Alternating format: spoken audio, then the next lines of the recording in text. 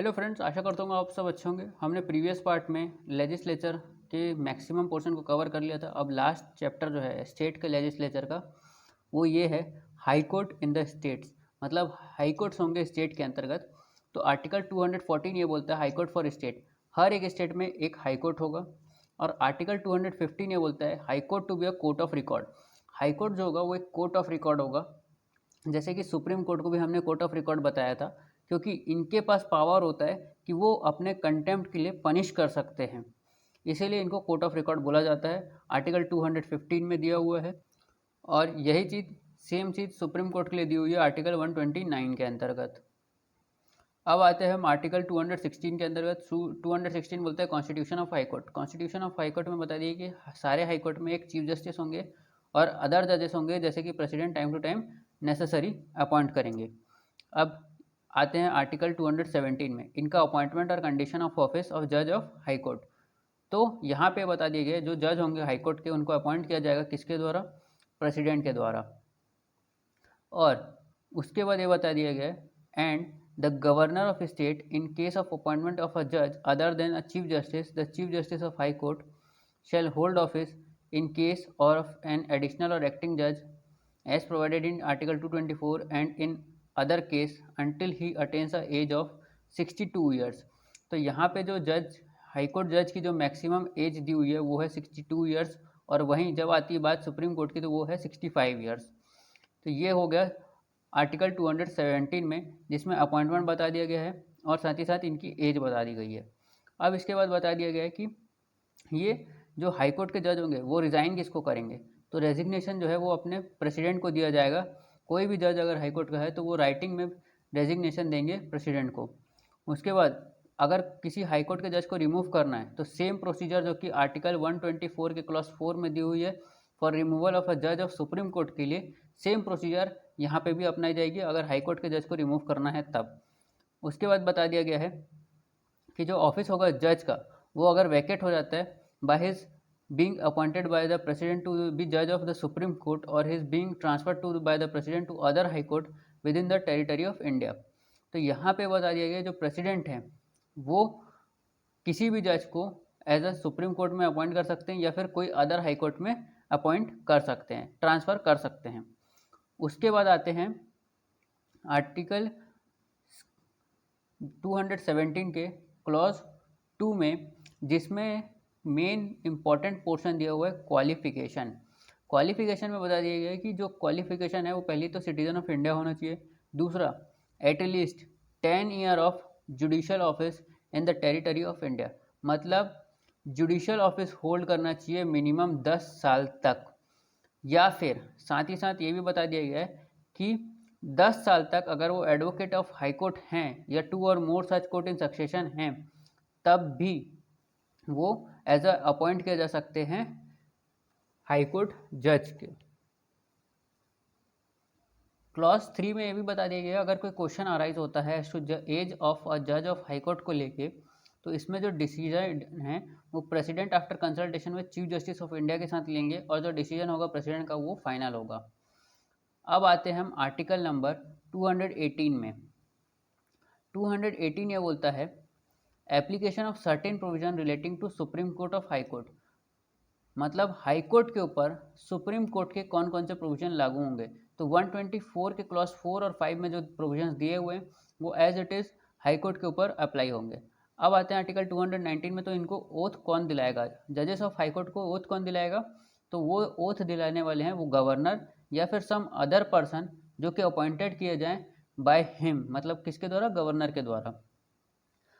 उसके बाद आते हैं article 220। 220 one of the most important article है क्योंकि ये इंडेक्स पॉइंट ऑफ व्यू से इंपॉर्टेंट है और प्री में पूछा जाता है। इनको रेस्ट्रिक्शन होगी प्रैक्टिस के लिए आफ्टर बिंग परमानेंट जज। अगर वो एक हाई कोर्ट में परमानेंट जज रह चुके हैं तो वो प्लीड या फिर एक्ट इन एनी कोर्ट, मतलब जो भी ऐसे कोर्ट में वो प्रैक्टिस नहीं कर सकते, एक्सेप्ट 2 कोर्ट में वो कर सकते हैं, या तो वो होगा सुप्रीम कोर्ट या तो ऐसे अदर हाई कोर्ट्स जहाँ पे वो एज अ जज नहीं थे। मतलब जिस हाई कोर्ट में वो एज अ जज थे वहाँ पे वो प्रैक्टिस नहीं कर पाएंगे, और जिस हाई कोर्ट में या फिर कोई अदर हाई कोर्ट है या फिर सुप्रीम कोर्ट है तो वो वहाँ पे जाके प्रैक्टिस कर सकते हैं। अब आते हैं इसके बाद आर्टिकल 221 में सैलरीज़ के बारे में बताया गया, जो सेकंड शेड्यूल में दिया हुआ है वो सैलरीज इनको मिलेंगी। अब आते हैं हम आर्टिकल 222 में। आर्टिकल 222 जो है वो प्री पॉइंट ऑफ व्यू से बहुत इंपॉर्टेंट है, क्योंकि इसमें ट्रांसफ़र ऑफ जज of high court from one high court to another high court बताया गया है। तो ट्रांसफ़र कौन करेगा? प्रेसिडेंट करेंगे। ट्रांसफ़र ऑफ जज from one high court to other high court.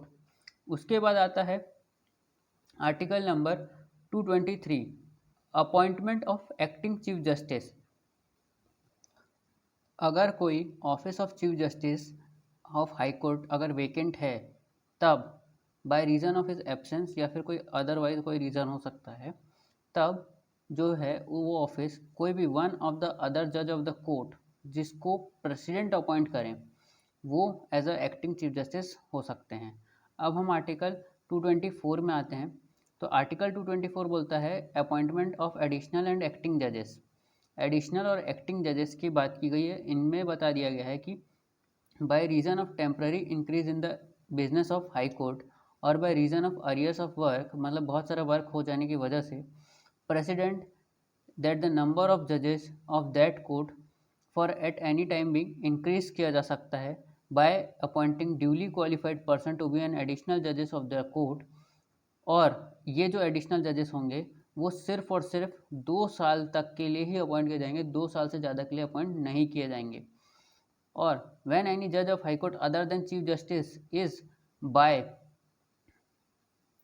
Reason of absence और any other reason unable to perform his duties, तब टेम्परली एक चीफ जस्टिस भी अपॉइंट किया जाएगा।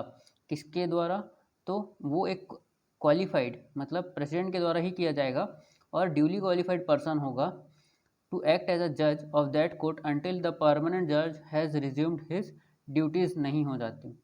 अब इसके बाद इनका भी जो पीरियड है वो यही बता दिया गया कि जो मैक्सिमम एज होगी वो 62 ईयर्स की ही होगी। अब इसके बाद बता दिया गया आर्टिकल 224A।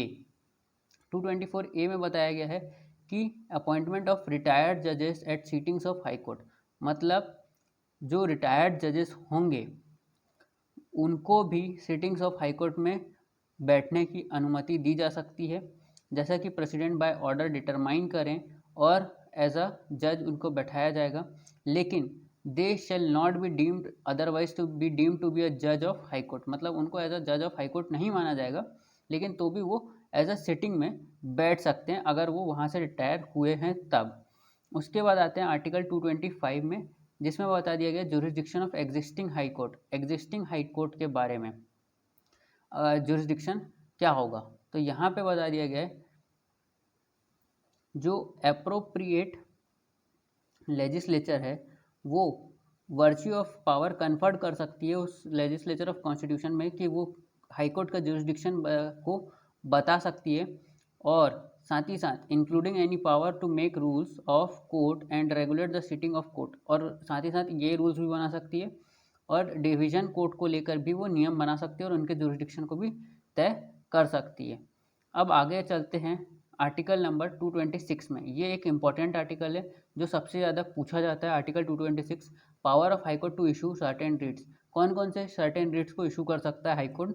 तो वो हो गया habeas corpus, mandamus, prohibition, quo warranto और सर्चरी, या फिर इनमें से कोई भी इशू कर सकता है।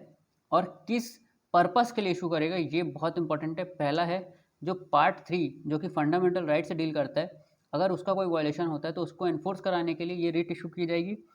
साथ ही साथ कोई अदर पर्पस को भी अगर फुलफिल करना है, एनफोर्स कराना है, तब भी वो इशू कर सकता है ये रिट। मतलब सुप्रीम कोर्ट के पास जो पावर है वो सिर्फ और सिर्फ फंडामेंटल राइट के एनफोर्समेंट के लिए है, लेकिन हाई कोर्ट के पास जो पावर है वो सुप्रीम कोर्ट से भी ज़्यादा है रिट इशू के मामले में, क्योंकि यहाँ पे वो ना सिर्फ केवल पार्ट 3 को एनफोर्स करा सकता है, बट कोई अगर अदर पर्पस भी है तो उसको भी एनफोर्स कराया जा सकता है। ये बता दिया गया आर्टिकल 226 के अंतर्गत। अब आते हैं आर्टिकल नंबर 227 में। आर्टिकल 227 ये बोलता है कि power of superintendence over all courts by the high court. Article 227 में बता दिया गया कि जो हाई कोर्ट है उनके पास सुपरिटेंडेंस पावर होगा, वो ऑल कोर्ट्स और ट्रिब्यूनल जो कि उनके टेरिटरीज में आते हैं उनके ऊपर वो सुपरवाइज कर सकते हैं, सुपरिटेंडेंस पावर दिया गया है।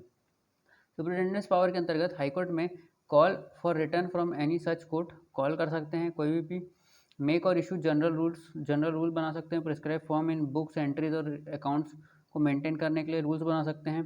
High court to settle table of fees to be allowed for sheriffs और ऑल क्लर्क्स और ऑफिसर्स, इनके लिए एक मिनिमम फीस भी बताए बना के लिए रूल बना सकते हैं। और साथ ही साथ आर्टिकल 228 में बता दिया गया है transfer of certain cases to high court. If high court को ऐसा लगता है, वो सेटिस्फाइड है कि जो एक कोर्ट के सामने जो कि सबॉर्डिनेट है उनके, उस वहाँ पे एक केस पेंडिंग है जिसमें involve substantial question of law as to interpretation of constitution को लेके कोई सब्सटेंशियल क्वेश्चन ऑफ लॉ जिसको डिस्पोज ऑफ करना है, तो वो विड्रॉ कर सकता है उस प्रोसीडिंग को और डिस्पोज कर सकता है खुद से, या तो डिटरमाइन कर सकता है उस क्वेश्चन को और फिर रिटर्न कर देगा उस केस को उस कोर्ट को, फिर वहाँ पे जो जिसको विड्रॉ किया गया था वहाँ पे उसके कॉपी ऑफ जजमेंट को वो मंगा सकता है अपने पास। इसके बाद बता दिया गया आर्टिकल 229 में कि officers and servants of expenses of high court, जो ऑफिसर्स होंगे और सर्वेंट्स होंगे हाई कोर्ट के, उनके जो एक्सपेंसेस होंगे उसके लिए रूल जो है चीफ जस्टिस ऑफ कोर्ट और अदर जजेस ऑफ कोर्ट जिसके ऑफिस में वो लगे हुए हैं वो अपॉइंट करेंगे उनको, और साथ ही साथ उनके लिए जो भी पर्टिकुलर फीस है वो प्रिस्क्राइब किया जाएगा उन्हीं chief justice of high court के द्वारा या फिर जिस कोर्ट में वो लगे हैं उनके द्वारा, वो उसके हिसाब से रूल्स भी बना सकते हैं। अब आते हैं आर्टिकल 230 में। आर्टिकल 230 में बता दी गई extension of jurisdiction to high court to union territories, मतलब कोई ऐसा हाई कोर्ट जहाँ पे कोई एक स्टेट है, जैसे कि हम कंसिडर करते हैं चंडीगढ़ का जो हाई कोर्ट है उसकी जो वो पंजाब का जो हाई कोर्ट है, पंजाब का जो हाई कोर्ट है वो चंडीगढ़ जो कि एक यूनियन टेरिटरी है, वहाँ पे जो चंडीगढ़ का जो ज्यूरिडिक्शन है वो पंजाब हाई कोर्ट के अंतर्गत आएगा। वैसे ही जो बॉम्बे हाई कोर्ट है उसके अंतर्गत दादर और नगर हवेली का जो ज्यूरिडिक्शन है वो किसके अंतर्गत आता है, तो वो बॉम्बे हाई कोर्ट के अंतर्गत आता है। तो जितनी भी यूनियन टेरिटरीज होंगी उनका एक कोई ना कोई हाई कोर्ट होगा जो कि एक स्टेट का होगा। तो इसमें यही बताया गया कि अगर कोई स्टेट का एक हाई कोर्ट है तो वो यूनियन टेरिटरी के ऊपर अपनी ज्यूरिडिक्शन को एक्सटेंड करेगा। इसके बाद बता दिया गया है आर्टिकल 231 में establishment of common high court for 2 और मोर स्टेट्स। तो 2 और मोर स्टेट्स के, जैसे कि हम पंजाब में देखते हैं पंजाब हाई कोर्ट का जो है वहाँ पे पंजाब और हरियाणा दोनों के केसेस आते हैं। पंजाब और हरियाणा का सिर्फ एक ही हाई कोर्ट है जिसको पंजाब हाई कोर्ट के नाम से जाना जाता है। वैसे बॉम्बे हाई कोर्ट भी एक ही हाई कोर्ट है जहाँ पे पूरे महाराष्ट्र के केसेस और गोवा के केसेस दोनों आते हैं। अब इसके बाद एक है गुवाहाटी हाई कोर्ट।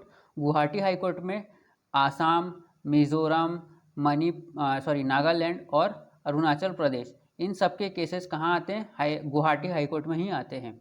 तो ये दिया हुआ है एक हाई कोर्ट जहाँ पे 2 और मोर स्टेट्स के केसेस आते हैं। तो ये बता दिया गया आर्टिकल 231 के अंतर्गत। तो यहाँ तक आपका हाई कोर्ट कंप्लीट होता है। अब इसके बाद आते हैं सबऑर्डिनेट कोर्ट में। तो सबऑर्डिनेट कोर्ट में पहला बता दिया गया अपॉइंटमेंट ऑफ डिस्ट्रिक्ट जजेस। डिस्ट्रिक्ट जजेस का अपॉइंटमेंट होगा, तो इसमें यह बता दिया गया अपॉइंटमेंट कौन करेगा, तो डिस्ट्रिक्ट जजेस in any state shall be appointed by governor of that state by consultation of high court. और डिस्ट्रिक्ट जज बनने के लिए मिनिमम जो क्वालिफिकेशन ये बता दी गई है कि वो shall not be less than 7 year as an advocate या फिर प्लीडर के रूप में काम किया जा होना चाहिए, और उसके बाद उसको रिकमेंड किया जाएगा by high court for appointment के लिए।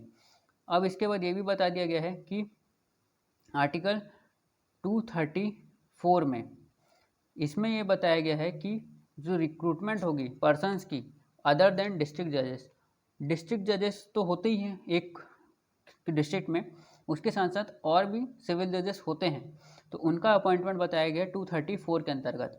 तो जो हम एग्ज़ाम दे रहे हैं सिविल जज का, उनका अपॉइंटमेंट ये 234 में ही बताया गया है कि अदर देन जो डिस्ट्रिक्ट जजेस होंगे जो जुडिशियल सर्विस में काम करेंगे स्टेट की, उनको भी अपॉइंट किया जाएगा गवर्नर ऑफ स्टेट के द्वारा with the consultation of state public service commission and with high court. इन दोनों से कंसल्टेशन के बाद इनको अपॉइंट किया जाएगा। अब इसके बाद बता दिया गया है आर्टिकल नंबर 235 जिसमें कंट्रोल ओवर सबऑर्डिनेट कोर्ट। तो यहाँ पे बता दिया गया है कि जो डिस्ट्रिक्ट कोर्ट होंगे, कंट्रोल ओवर डिस्ट्रिक्ट कोर्ट और साथ ही साथ सबऑर्डिनेट कोर्ट होंगे, इनका include posting, promotion, grant of leave, ये सब कौन करेगा, तो हाई कोर्ट करेगा। हाई कोर्ट करेगा। अब इसके बाद आते हैं आर्टिकल नंबर 236 में। आर्टिकल 236 में इंटरप्रिटेशन की बात की गई है। जो अभी हमने आर्टिकल 233 में डिस्ट्रिक्ट जज का जो वर्ड पढ़ा, वो डिस्ट्रिक्ट जज के अंतर्गत कौन कौन आता है। तो एडिशनल डिस्ट्रिक्ट जज, जॉइंट डिस्ट्रिक्ट जज, city civil court, assistant district जज, चीफ जज of small cause court, chief presidency magistrate, additional chief presidency magistrate, session जज, एडिशनल सेशन जज और असिस्टेंट सेशन जज। ये याद रखेंगे, असिस्टेंट सेशन जज भी डिस्ट्रिक्ट जज के अंतर्गत आते हैं आर्टिकल 236 में जो डेफिनेशन दी हुई है उसके अंतर्गत। और जो जुडिशियल सर्विस के बारे में बता दिया गया कि means a service consist of exclusive of person intending to fill the post of district जज and other civil post inferior to the post of district जज। मतलब जो पोस्ट इंफीरियर होगी डिस्ट्रिक्ट जज की उसको बोला जाएगा जुडिशियल सर्विस के अंतर्गत। अब ये हो गया पार्ट जो 6 है वो यहाँ पे कंप्लीट होता है। इसके बाद सीधे पार्ट 7 क्योंकि रिपील्ड है, अब हम नेक्स्ट पार्ट में पार्ट 8 को कवर करेंगे। तो thank you and have a nice day.